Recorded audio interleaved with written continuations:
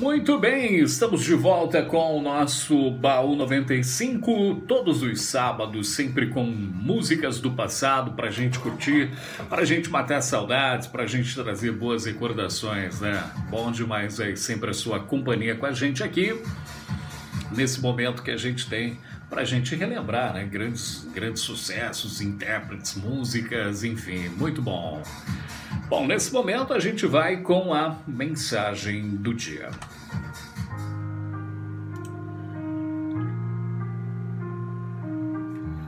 Todas as vezes que eu parei na vida para pensar, raciocinar, refletir, chorar, lamentar, reclamar, agradecer, enfim, são sempre posições e momentos importantes da nossa vida, porque a gente de vez em quando tem que refletir, parar um pouquinho.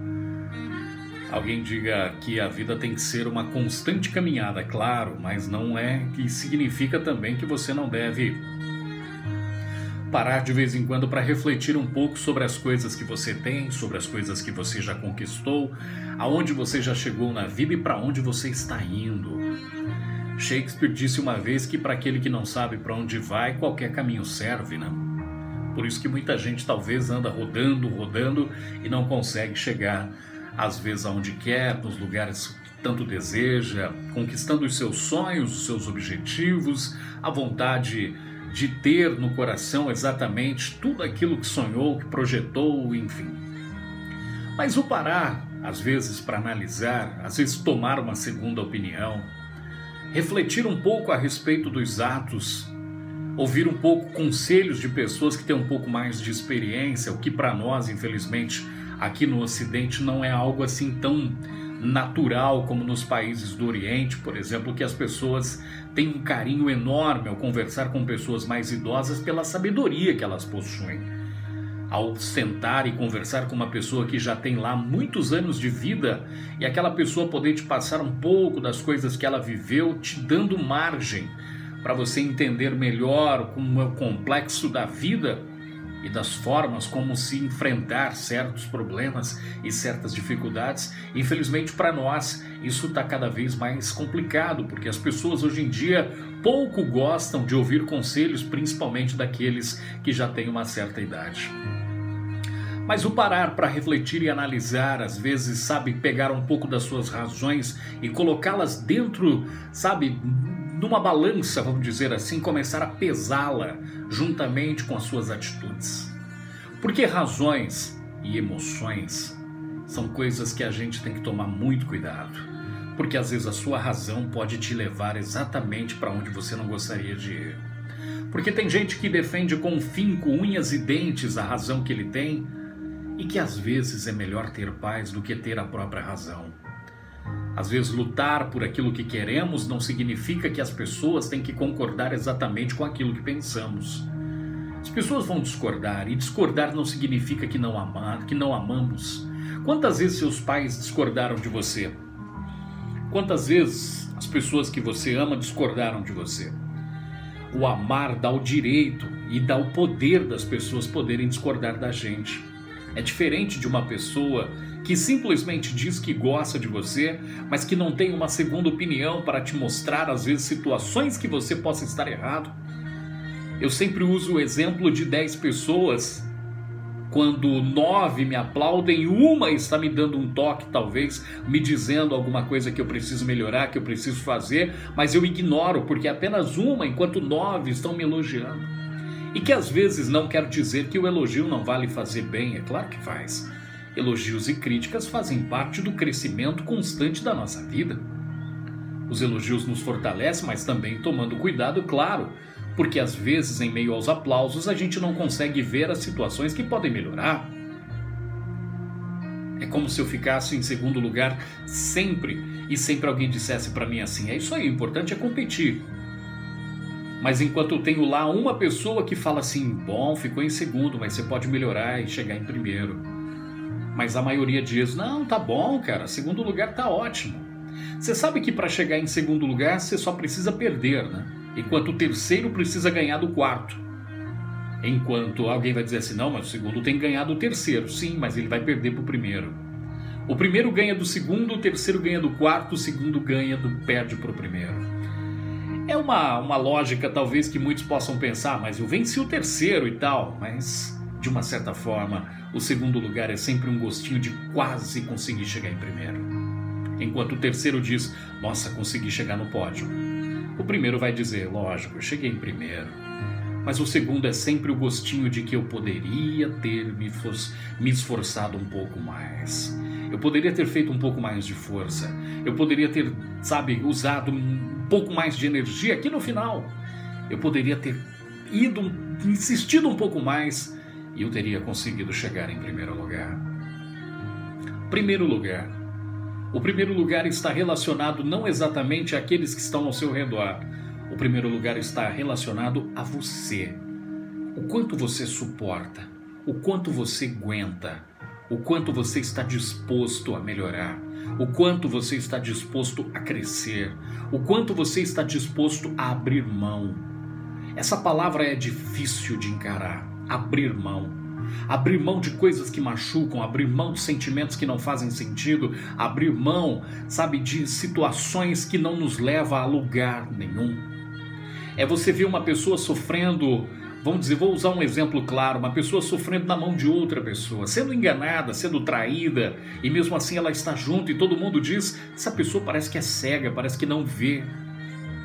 E a pessoa não abre mão daquilo, tem medo de encarar a vida logo após aquilo.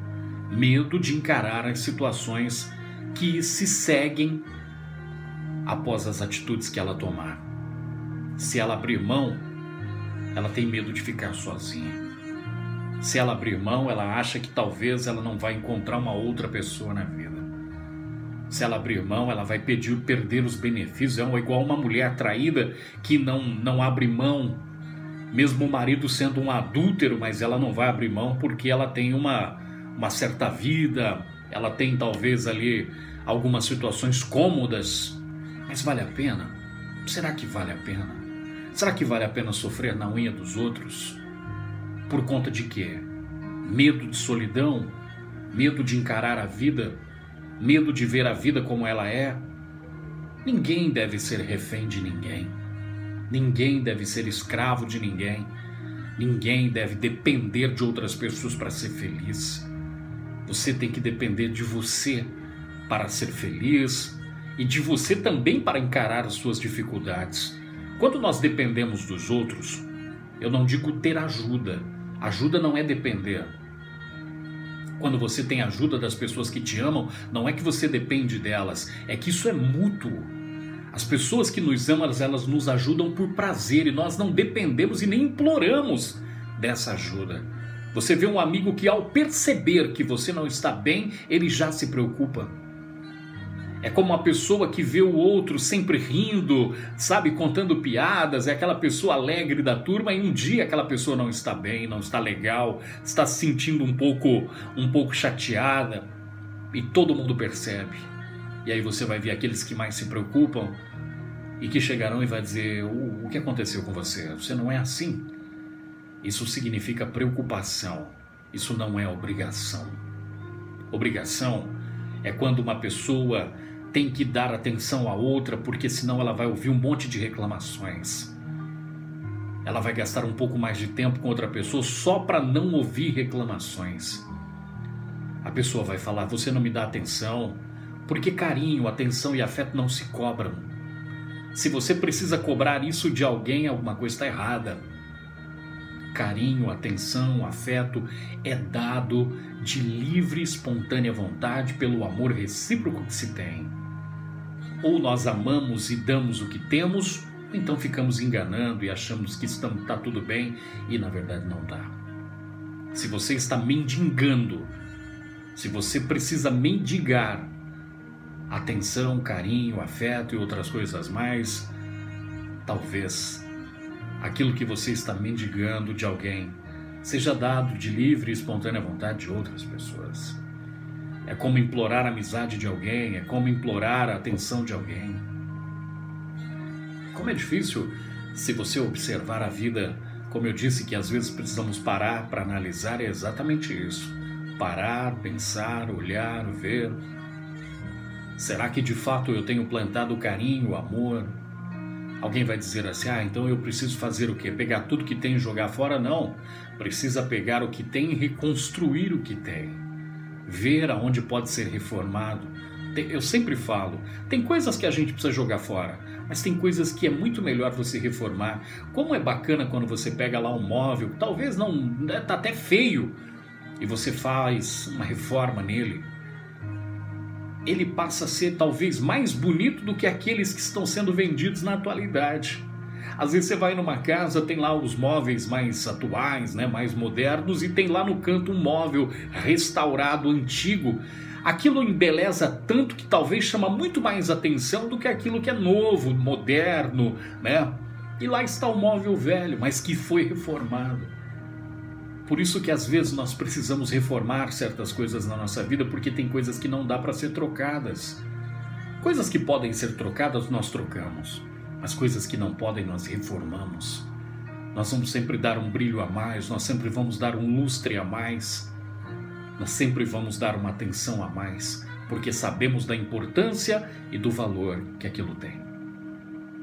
Tem gente que tem dentro do seu armário, principalmente as mulheres donas de casa, tem lá algumas louças, pratos, alguns talheres que nem usam e que são guardados com tanto carinho porque foi do casamento da sua mãe, da sua avó.